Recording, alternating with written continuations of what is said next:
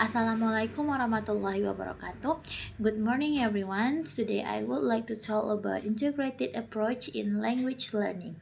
This topic is about how we can learn and teach a language not just by studying grammar and vocabulary, but by connecting language with content, experience, and culture. So, an integrated approach helps students use language in real, meaningful ways for communication, learning, and expressing ideas.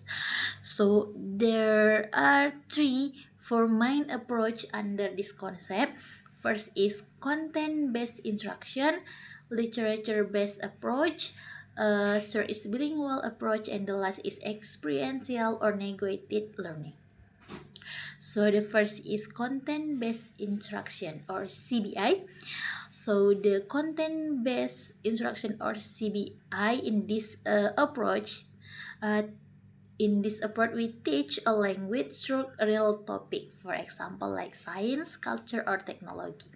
So the students don't just learn about the language, they use the language to learn something new. So the benefits are that it makes learning more interesting and helps students build both language and academic skills. So there are several types of CBI such as theme-based instruction, sheltered instruction, and immersion models while the students learn everything in the target language.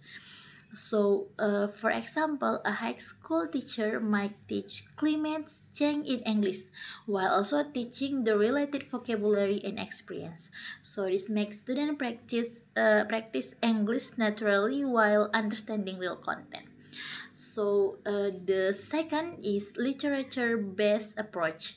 Um, in this approach or literature-based approach, this approach uses stories, poems, or novels as the main materials in learning. So it helps students experience real language that is rich, emotional, and creative.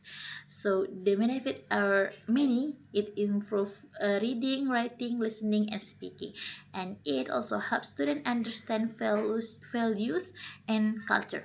So, for instance, when students read 11 by Sandra Cineros, they can discuss the character, emotion, and culture background. They can even rewrite the story from another point of view or act it out. So, literature lets us learn both language and live lesson at the same time. So, the third is bilingual approach. As in the bilingual approach, which is used to language like for example Indonesian and English in the classroom.